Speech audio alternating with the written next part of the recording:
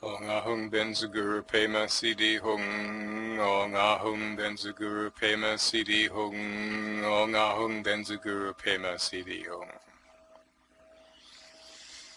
Welcome everyone to my Dharma talk here at the Buddha Center on Sunday at 2 o'clock, Second Life time. Thank you for coming. In this talk I'll be departing from my usual custom of discussing Dharma directly according to the Pali Canon, or perhaps some other primary source, to discuss the contribution to modern Western Buddhism of one particular person. This is someone whose name you may or may not know. You may have noticed it on as the translator of some books. She's one of the great early translators of the Pali Canon. She was also an original Western Buddhist author and practitioner in her own right. So she was many translators are, of course, practitioners even today. And she was one of them. I refer to Mrs. Carolyn Augusta Foley Rhys Davids. Rhys or Rice, I'm not sure how that's pronounced. The wife of Thomas William Rice Davids, a British scholar in his own right, and the founder of the Pali Text Society, which still exists and is headquartered in London, England. And of course, he's also her husband. He's also the compiler, one of two compilers, of the great Pali English Dictionary, which remains the definitive source for Pali language in English. Mrs. Rice Davids, we're going to say Rice. Mrs. Rice Davids was born in 1857 in Wadhurst, East Sussex, England, to John and Carolyn Foley. The Foleys had a long history of involvement with the church. Carolyn studied economics, philosophy, and psychology at University College London, as well as Sanskrit. Even as a student, she wrote prolifically and was an outspoken advocate of poverty relief, children's rights, and women's suffrage, so she was progressive. She completed a BA in 1886 and an MA in 1889. Carolyn and her husband Thomas were drawn together by a common interest in Indian studies. They married in 1894. Thomas encouraged her to study Buddhist psychology and the status of women in Buddhist countries. One of her first publications was a translation of the Dhamma Sangani, the first book of the third Pitaka of the Pali Canon, the Abhidhamma, under the title A Buddhist Manual of Psychological Ethics. This was published in the year 1900. Another early publication was her translation of the Therigatha, a collection of poems of realization written by early Buddhist nuns and published in 1909 under the title Psalms of the Sisters. She lectured in Indian philosophy at Manchester University from 1910 to 1913, and in the history of Buddhism at the School of Oriental Studies from 1918 to 1933.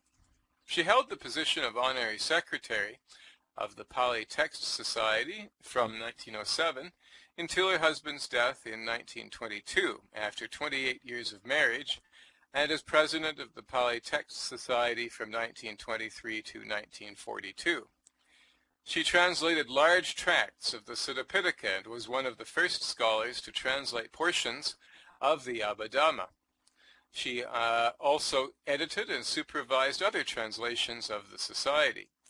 She also wrote many articles in several popular books on Buddhism, which are still available, including Buddhism, a study of the Buddhist norm, published in 1912, Buddhist Psychology, 1914, Gautama the Man, 1928, Sakya or Buddhist Origins, 1928, A Manual of Buddhism, 1932, Outlines of Buddhism, 1934, Indian Religion and Survival, also 1934, Birth of Indian Psychology and Its Development in Buddhism, 1936, and What Was the Original Gospel in Buddhism, 1938. In all, she wrote 34 books. During the first half of her career, she followed the mainstream view of Buddhist teachings, but over time she became increasingly critical of the orthodox view of Buddhism. She developed her own perspective on pre-sectarian historical Buddhism based on a critical reading of the Pali Canon. In particular, she developed the view that after the Buddha's death, monasticism, and in particular the Sri Lankan monastic redactors of the Pali Canon, comprehensively edited and re-edited the original texts in order to emphasize the more anti-worldly and anti-self aspects of Dharma. William Paris writes, quote, "She believed that the monks who inherited the Buddha's teaching handed in a defective and mutilated form," unquote. She explains this attitude and her methodology in the introduction to her translation of the popular Buddhist text, the Dhammapada, published toward the end of her life, which we will examine in detail. In addition, Mrs. Rhys Davids was influenced by spiritualism and possibly by theosophy, as well as her own education in psychology at University College. Towards the end of her life, she became something of an experimental occultist and engaged in experiments in automatic writing and psychic communication.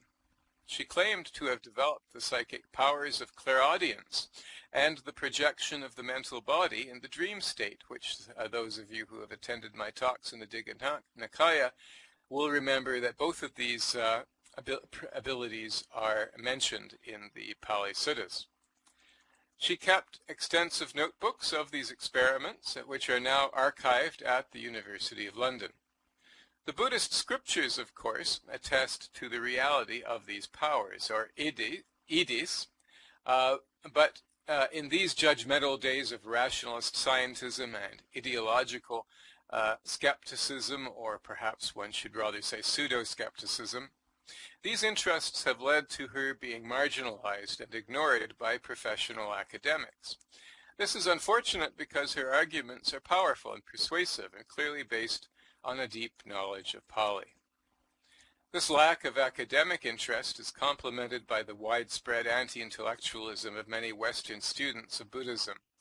Many people fascinated by the glamour of Asian teachers fail to realize that there was an indigenous Western Buddhist tradition that preceded the Asian immigration by many decades. I have discussed this topic in my book, Buddhist Self-Ordination, a Dharma Strategy for the West, published in 2011. Another contemporary of Mrs. Rhys Davids that is also clearly unknown is Alan Bennett, whose Buddhist name was Bhikkhu Ananda Metteyya, and he led the first Buddhist mission to the West in 1908 and is similarly forgotten today. So really he's the one who initiated the Dharma transmission to the West in the year 1908. So we just recently celebrated, a few years ago, celebrated the centenary of that. Carolyn and Thomas had 3 children, Vivian, Nesta, and Arthur. Arthur became a fighter ace during World War I and was killed in action in 1917. Carolyn died suddenly in Chipstead, Surrey on June 26, 1942 at the age of 84. Mrs. Rhys Davids was not the only one to ask the question, what was the original message of Buddhism? The same question introduces Govind Chandra's Pandey's book, Studies in the Origins of Buddhism. First edition of this book was published in 1957. It is available online. If you type that title and plus PDF in Google, you'll find a copy. It's well worth reading. Pandey designates this critical position as the new approach. I cite Pandey's book principally because of the impeccability of his scholarship. Pandey's research counters the accusation of idiosyncrasy that continues to follow Mrs. Rhys Davids, as I mentioned. Indeed, Pandey's erudition is breathtaking. The insights in, yes, I'll type it in. It's not hard to find.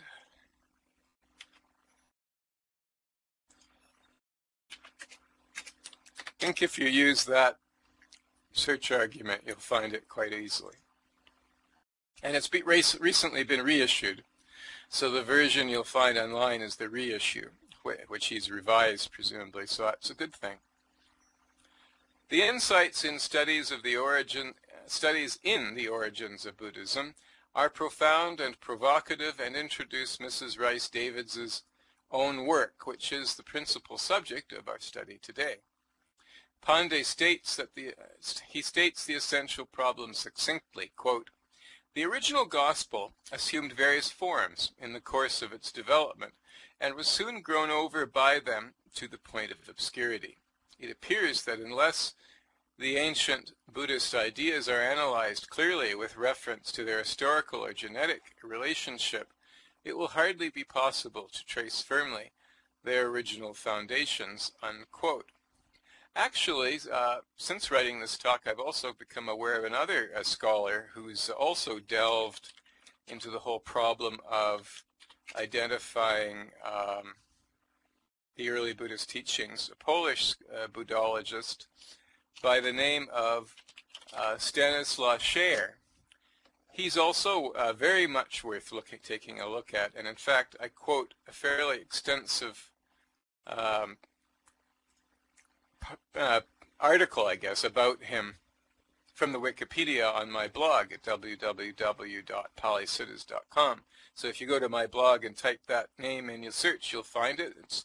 It's also very interesting.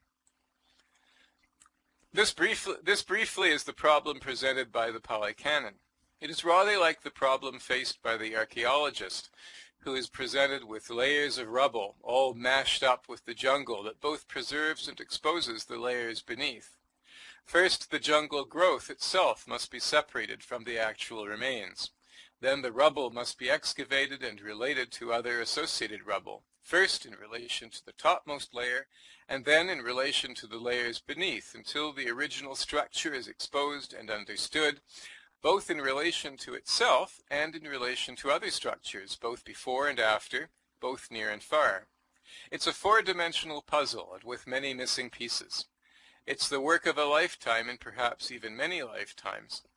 In Mrs. Rhys Davids's case, it was the work of 50 years, and she was a pioneer.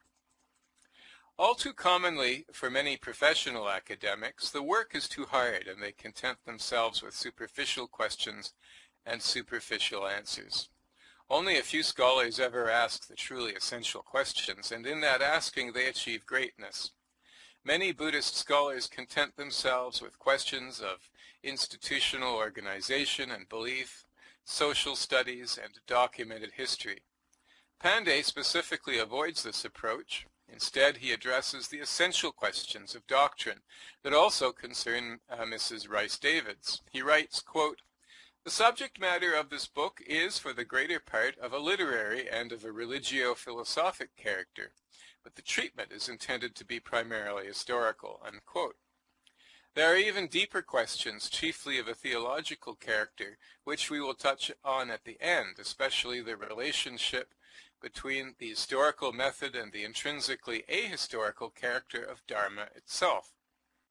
Pandey's book was developed out of his PhD thesis, and which was accepted by the University of Allahabad in Uttar Pradesh, India in 1947. So this is the old school of Buddhist scholarship. Pandey's opinion that the major portion of the Nikayas constituting the second part of the Pali Canon, the Sutta Pitaka, which we've just finished a 34-week study of, the word simply means group or collection, existed during the 4th century before the Common Era, appears to be based on the assumption, not shared by Mrs. Rhys Davids and now doubted by the majority of scholars, that the Buddha was born in 563 BCE. To adapt this statement to current scholarship, we need to subtract about 83 years. We may say that the Nikayas existed no earlier than the late 4th century before the Common Era, and no earlier than the early 3rd century before the Common Era, about 100 years after the death of the Buddha. He also agrees with most scholars that the Nikayas are substantially pre-sectarian, a characteristic that both Pandey and Mrs. Rhys Davids emphatically deny to the Abhidhamma, the third part of the Pali Canon. However, Pandey agrees with Mrs. Rhys Davids that, quote, Particular versions of the Nikayas may be expected to contain much editorial retouching, addition, and even expurgation, unquote.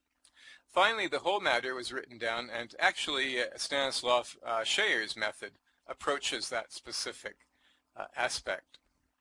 Finally, the whole matter was written down in Sri Lanka during the first century before the Common Era, about 300 to 400 years after the death of the Buddha. A detailed analysis of the stratification of the Nikayas and the ideological implications of such a development goes far beyond the scope of the present talk. However, Pandey agrees with Mrs. Rhys-Davids' rejection of the idea that the rote lists and the stock formulas that one finds throughout the Pali Canon, such as the Four Noble Truths, the 12 Nidanas, the Eightfold Path, the three characteristics, the three refuges, etc., constitute the oldest stratum of Buddhist doctrine. If you think about it, this makes perfect sense, because this isn't how people speak.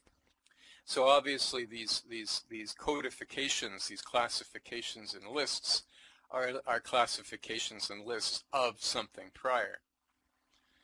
The accounts, Buddha may have taught something, done that to a certain extent, and perhaps that's where the tendency to do that came from. But if you read the Pali Canon, it's clear it was re-engineered, if you like, for oral transmission, and this is one of the methods that made it more memorizable for the 300 to 400 years that it was preserved. The accounts of the Buddha's ad hoc teaching in the Pali Canon itself argue against such a dogmatic and simplistic view.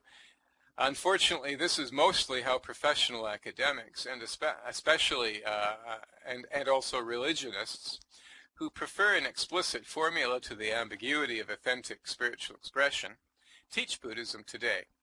Pandey writes, quote, "Formulae, technicalities, and system appear relatively later with the growth of the school, of controversies, change in linguistic habits under the new impact, and very often with the failing of inspiration," unquote.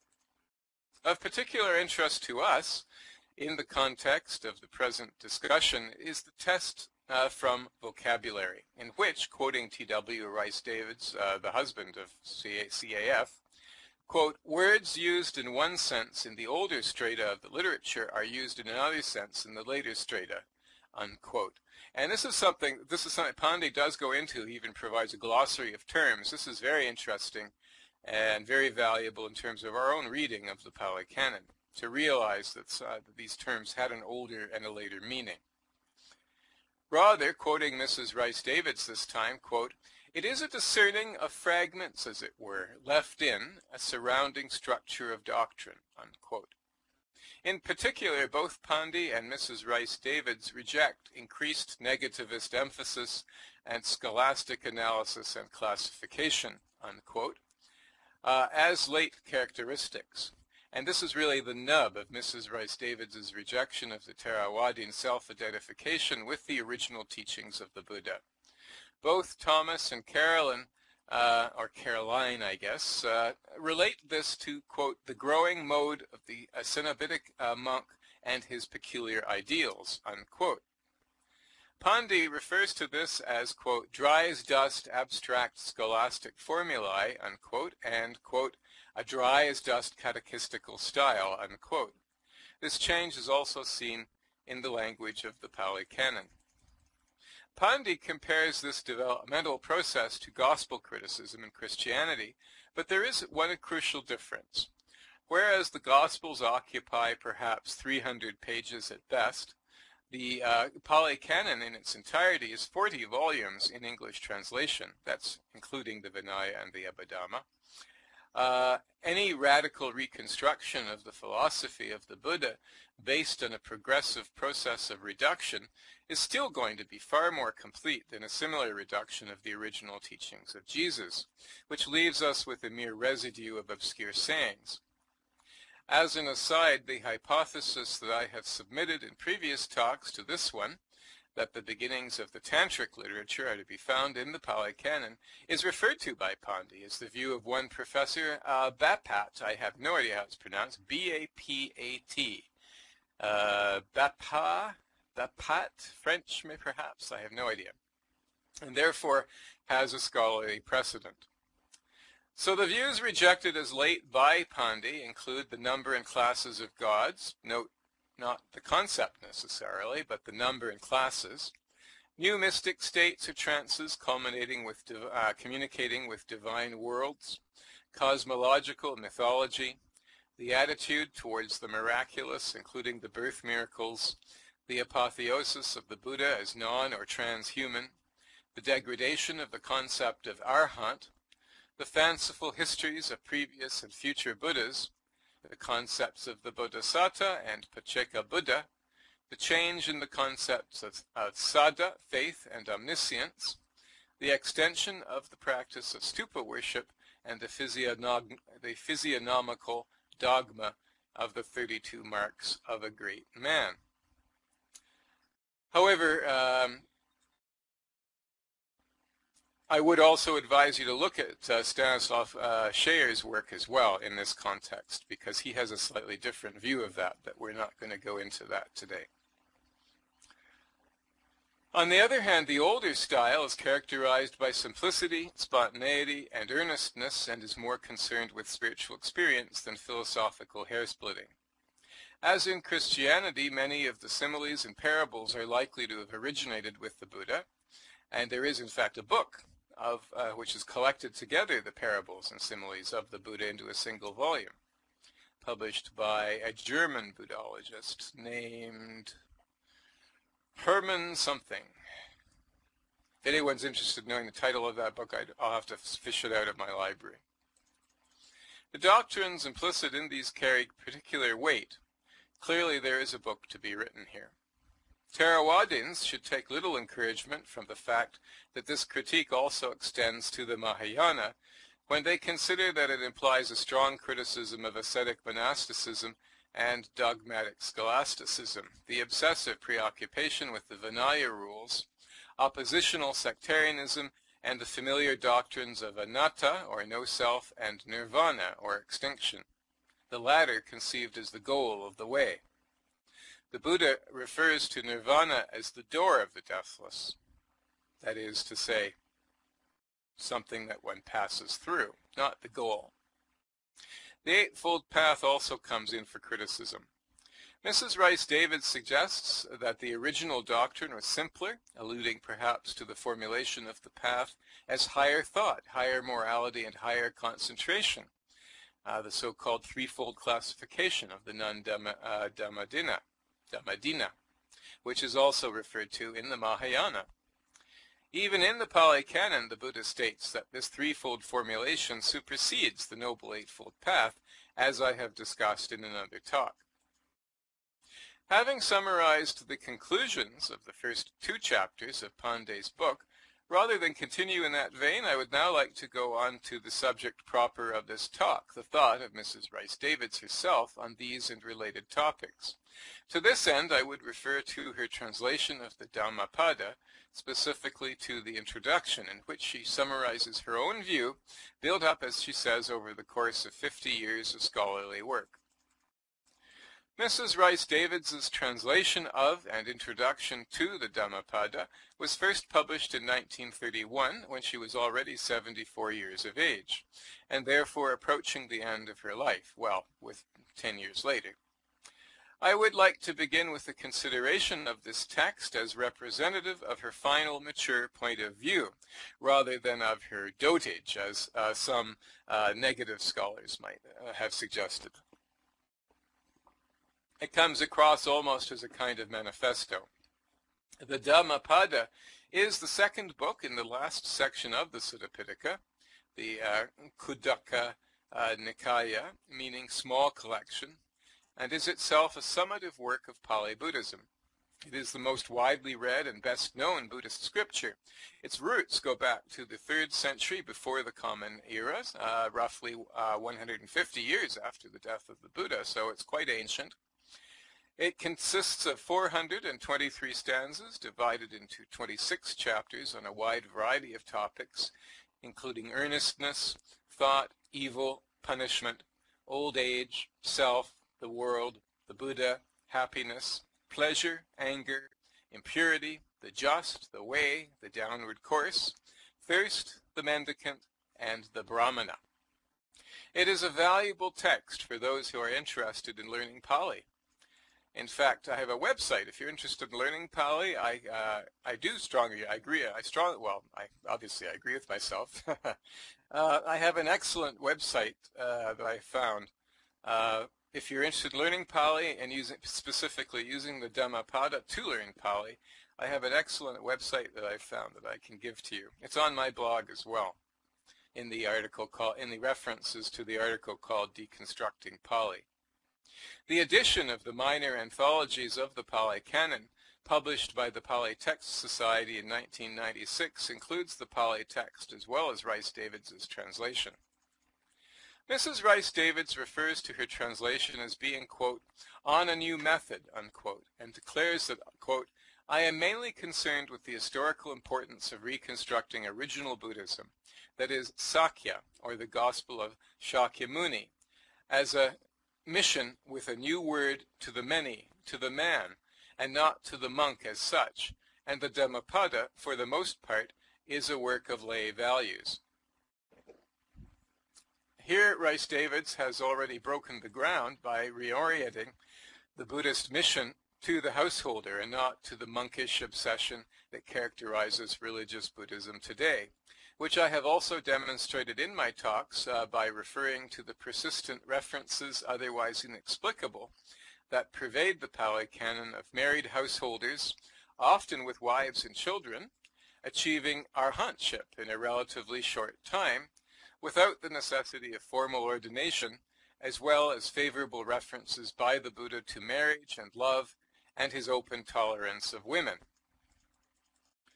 The title of the Dhammapada, which Rhys Davids simply translates as Verses on Dhamma, might also be more poetically translated as Footprints of Righteousness, suggestive also of Lao Tzu's Tao Te Ching. Mrs. Rhys Davids' central thesis concerning the Dhammapada is that, quote, in most cases, some portions of the book may take us back to the days of the first men of Sakya, or nearly so, while the rest is a collection of accretions with evidence of much gloss and much editing of a later date and dates, unquote. She says, quote, in this main concern, my object was primarily to point out, as far as might be, where this monastical editing was betrayed, unquote. Note her use of the term Shakya, properly the name of the ancient Vedic clan, which flourished between 1500 and 500 before the Common Era, to which the Buddha belonged, which she uses as a synonym for the original teachings of the Buddha himself. In other talks, I have alluded to how the Buddha appeared initially as a reformer who sought to restore to a Brahmin caste corrupted by power and privilege an original understanding of the spiritual quest that had been lost and replaced by empty rules, rituals, and beliefs. The Buddha compares his philosophy, which arose out of Upanishadic and Samanic understandings. Saman is, of course, the counterculture, the late Vedic philosophical counterculture characterized by wandering renunciants. So Upanishadic and Samanic understandings to an overgrown path leading through a dense forest to a forgotten city. This is a metaphor that the Buddha uses several times in the Pali Canon. However, after the Buddha's death, this essentially positive philosophy, which Rhys Davids denominated by Shakya, was overcome by a monastic institution that became increasingly oppositional, leading to the recasting of the Buddha's essentially positive spiritual philosophy in increasingly negative terms. The original doctrine of becoming, that is, the becoming of the true self through life, that is, action or karma, and harmlessness or ethical conduct rather than ritual, became transmogrified into the becoming of matter, the doctrine of anicca or impermanence, which was to be rejected through the practice of asceticism, which the Buddha originally rejected, and selflessness or anatta, After shifting the emphasis of the spiritual path from being to becoming, the early monastics shifted it back to being again. One can see this, as I have discussed in previous talks, in the First Buddhist Council, when the camp of Mahakassapa, the elder foremost in ascetic practices, his two superiors having died, Moggallana and Sariputta, the monastics foremost in psychic powers and wisdom respectively, so only Mahakassapa was left. He was the third. And he was the elder foremost in ascetic practices. He prevailed against the camp of Ananda, the personal attendant of the Buddha, and was declared to be the leader of the Sangha during the First Buddhist Council, contrary to the Buddha's will that the Sangha should have no leader other than the Dharma. Under Mahakassapa, the Sangha enforced all of the rules of the Vinaya against the Buddha's will that the minor and lesser rules should be abolished, and put the Vinaya in the first place vis-a-vis the Suttas. He also rebuked Ananda for persuading the Buddha to allow the ordination of women. A rule for the nuns was then put in place that essentially subordinated the nuns to the monks and ultimately led to the disappearance of the Bhikkhuni Sangha in most Buddhist countries until recently, a situation that persists to this day and continues to be controversial, especially in Thailand. You're probably familiar as well with the excommunication of Ajahn Brahm from his Thai order for advocating the ordination of women. With respect to becoming, Mrs. Rhys Davids is of course alluding to bhava, the 10th nidana in the chain of conditioned arising, the paticca samuppada, which connects attachment, also known as craving, and birth in relation to bhavana. In the former sense, bhava is often also translated as feeling, emotion, mood, devotional state of mind, referring to the continuity of life and death, including transmigration. In the latter sense, bhava may also refer to the ecstasy, self-surrender, and channeling of emotional energies of bhakti, often translated in Buddhist texts, as Mrs. Rhys Davids points out, by the bloodless term meditation. Mrs. Rhys Davids rejects the latter translation as a vapid obfuscation of the central significance of the original term, preferring terms such as developing, cultivating, growth, etc. Interestingly, she relates it to tillage, which was, of course, the original design of the Buddhist robe. It refers to access to jhana, achievement in iti, radiating amity or metta, and making the way to become, quote-unquote. For Mrs. Rhys Davids, the latter is the original sense of the word, whereas the paticca samuppada itself is another monkish confabulation. Religious Buddhists may be surprised to learn that Mrs. Rhys Davids also rejects the doctrine of anatta, no self, as a late monastic recasting of the original Dharma. But I have alluded in previous talks to the fact that the Buddha refers to the self throughout the Pali Canon as often as he rejects it, a fact that in conjunction with common sense and the Buddha's repeated reference to deathlessness led me to affirm the doctrine of the mind stream, or Sankthana. Mrs. Rhys Davids clearly states in the Dhammapada that there is a higher and a lower self, the latter corresponding more or less to the ego, the former to the kinetic or dynamic selfhood that is referenced by the term mind stream. I am constantly amused in gatherings of Western Buddhist converts, all excitedly vying to convince each other that they do not exist. What is really being rejected here is the Atman, the classical Indian notion of a static self, the size of the thumb, lodged in the heart, which is plucked out by Yama, the Lord of Death, as in the story of Savitri and Satyavan, in favor of a conscious continuum or process of becoming, as Mrs. Rhys Davids says. The asceticism, world-weariness, selflessness, and preoccupation with the world as disease, or dukkha, with which Buddhism is broadly associated today, is, according to Mrs. Rhys-Davids, a later monastic aberration that came to overshadow the original teachings of the Buddha. Quote, "This great change in values will have come about gradually," unquote, she says, quote, "but it is a change we should look out for in every Pitaka document, betrayed more or less as going on or as having gone on," unquote. Mrs. Rhys-Davids' hypothesis is a scientifically verifiable thesis that can be proved or disproved by a critical evaluation of the texts themselves. This was the purpose of her translation of the Dhammapada, published at the end of her life, perhaps as a kind of final testament, as it were to do.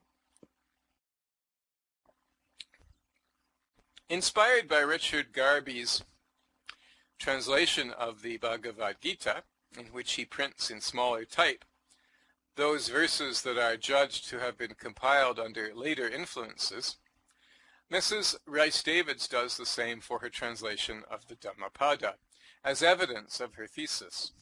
In the context of the Dhammapada, this devolves into two vogues, the vogue of the professional monastic and the vogue of the psychological trend of thought referred to as Sankhya, which together Mrs. Rhys-Davids sees as, quote, "more potent and sinister even than the Brahman," unquote. I have mentioned Sankhya in another talk as the teaching of Kapila, the founder of Kapila Vastu, the capital city of the Shakyans, where Gautama was raised. In other words, the process of devolution to which Mrs. Rhys-Davids alludes constitutes a re-Brahmanization of the Dharma that began almost immediately after the Buddha's death. Similarly, in his PhD thesis, published as Divine Revelation in the Pali Canon, published in 1986, another book that I heartily recommend, and I don't think you will find this one online, Dr. Peter Macefield declares that the Buddha Dharma persisted for barely 100 years before the lineage was lost, although for different reasons. Mrs. Rhys-Davids states that, quote, "there are unemphasized terms, phrases, sentences surviving in the Pitakas, left in, as it were, which are on a different plane, a plane which is in line with the immanent theism or Atmanism of Brahman teaching," unquote. These passages have also been noticed by B.M. Barua and S. Mitra and compared with the Chandogya Upanishad, one of the oldest Upanishads, dating to before the 8th century before the Common Era. Theravadins and Tibetan Buddhists alike will note with interest that Mrs. Rhys-Davids finds the Tibetan Dhammapada to adhere to an older tradition than the Pali version, based on the primacy that it gives to the chapter on the way. Mrs. Rhys-Davids' Pali training in no way prejudices her against the Mahayana, and in some ways accords with it, paradoxically given her return to origins orientation. Mrs. Rhys-Davids finds the original teachings of the Buddha Sorry, I just lost my place. There we go. Mrs. Rhys-Davids finds the Tibetan Dhammapada to adhere to an older tradition than the Pali version based on the primacy that it gives to the chapter on the way. Mrs. Rhys-Davids' Pali training in no way prejudices her against the Mahayana and in some ways accords with it, paradoxically given her return to origins orientation. Mrs. Rhys-Davids finds the original teachings of the Buddha in the very passages which a neo-Theravadin Sri Lankan pedant such as Suwanda H.J. Sugunasiri rejects as Hinduization, based on a theory of Buddhism that is frankly racist. Mrs. Rhys-Davids has identified 16 characteristics according to which she has identified 123 poems, in whole or in part, out of 423, about 29% of the whole, as being late additions to the original teachings. These criteria constitute a summary of the monastic pseudo-dharma, if I may use that term, according to Mrs. Rhys-Davids, which I propose to quote in full. It's not that they are actually false, an important point to note. but rather negative attestations to a truth that was originally expressed in more dynamic, positive terms, which Mrs. Rhys-Davids refers to as, quote, the loyal echoes of a greater day, unquote. It is therefore less a matter of substance than of tone. So the verses of a monastic outlook are such as 1. Deal disparagingly with the body, with the mind, with beauty, direct attention to the ugly, look on the mind or manas as the man in the later Abhidhamma way. 2. Are warnings against any love relations save that of friend. 3. Speak disparagingly of the masses, the many folk. 4. Hold up the world and life in it as ill, as without exception to be feared. 5. Hold up life in any world as ill. 6.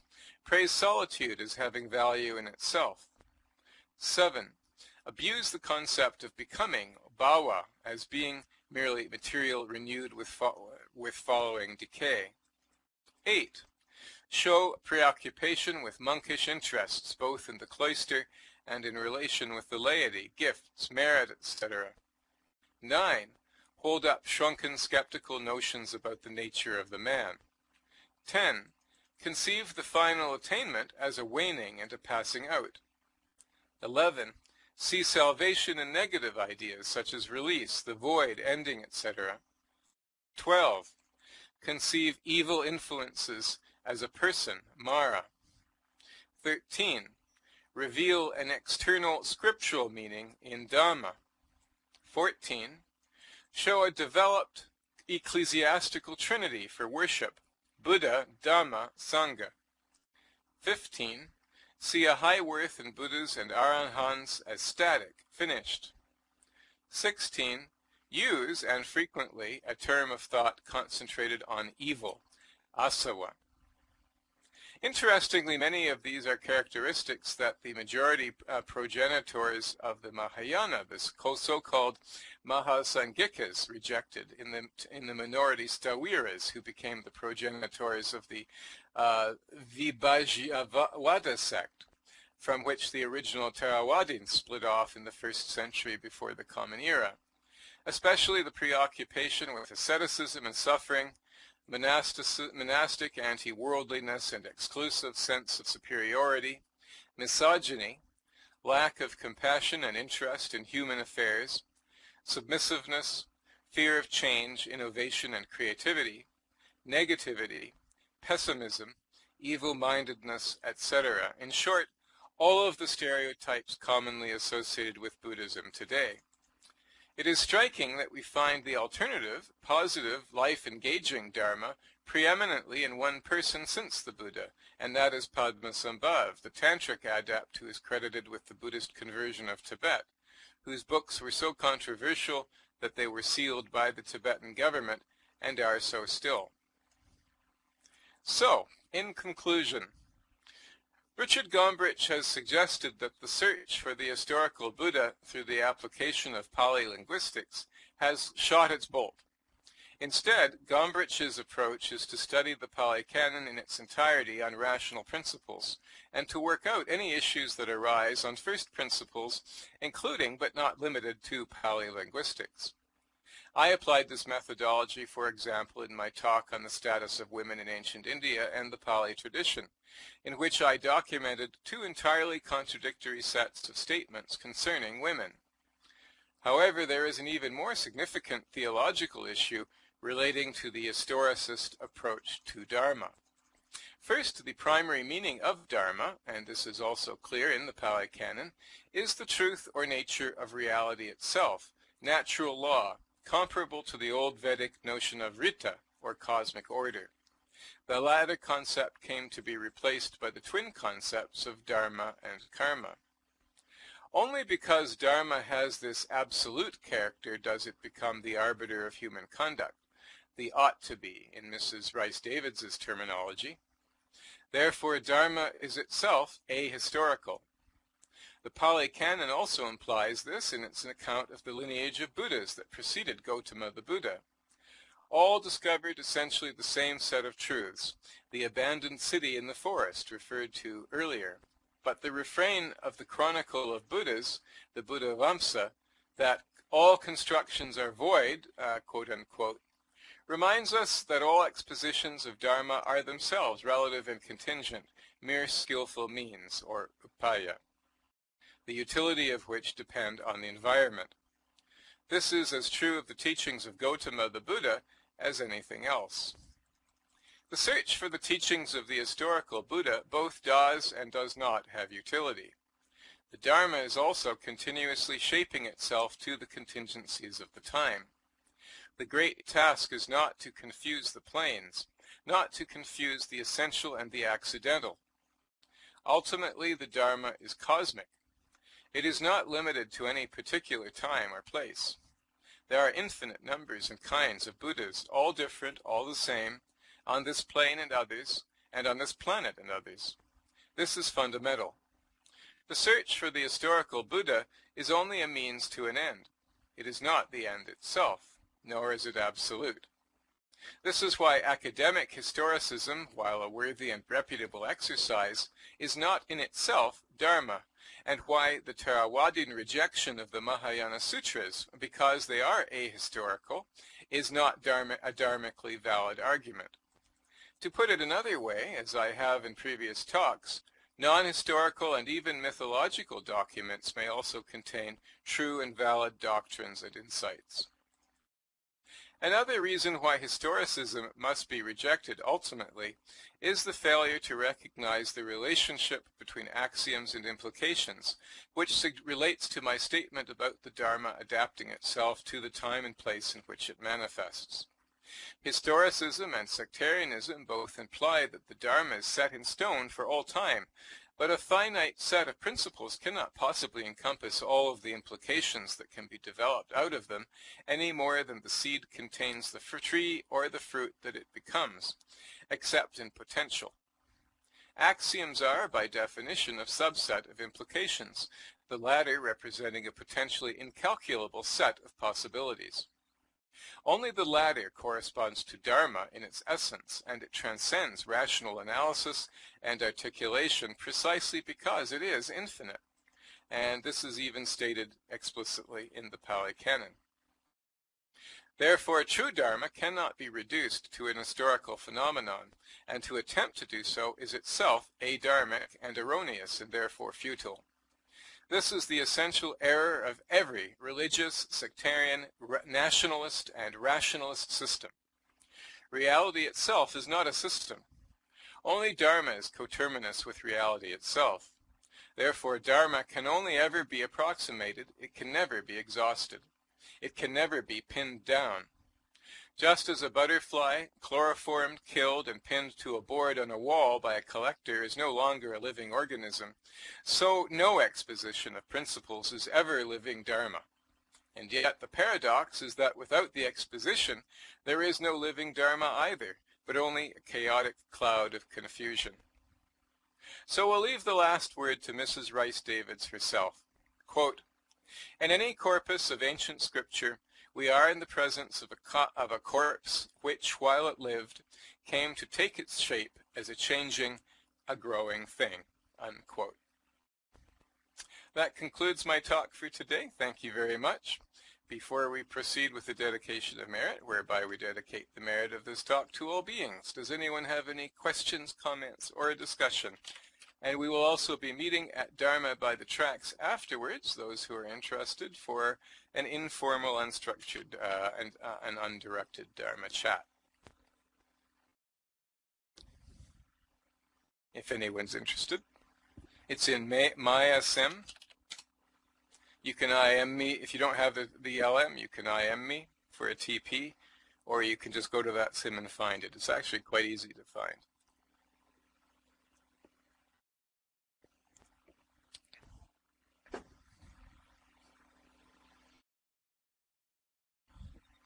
Thank you, Toga Doodle. Yes, a question.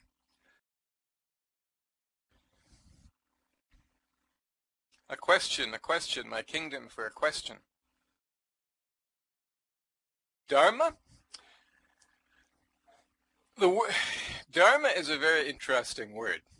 It means a lot of things. It refers primarily to the cosmic order, to the nature of things, to the nature of the universe, actually more than the universe, to the nature of reality. Dharma is the ultimate ontology, ultimate being in itself, natural law, and that's its primary meaning. Secondarily, then, it refers to the truth.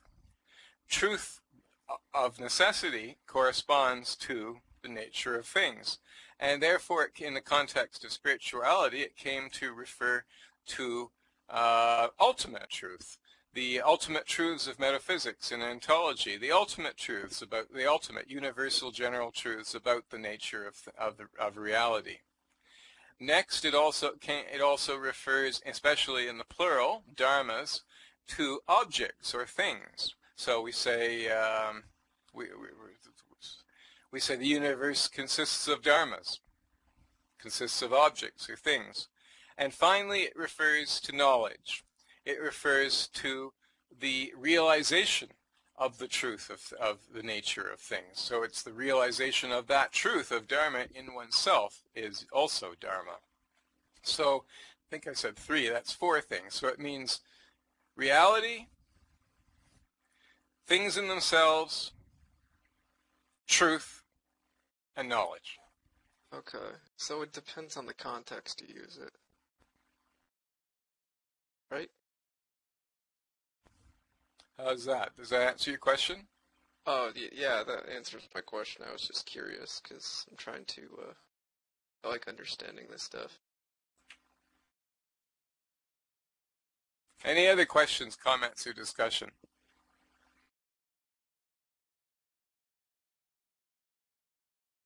Before we proceed to the dedication of merit. And if you want to meet afterwards at Dharma by Tracks, carry on this discussion, you're welcome to. That's where I'll be heading afterwards in any case. So it seems like there's nothing more. So let's proceed with the dedication of merit.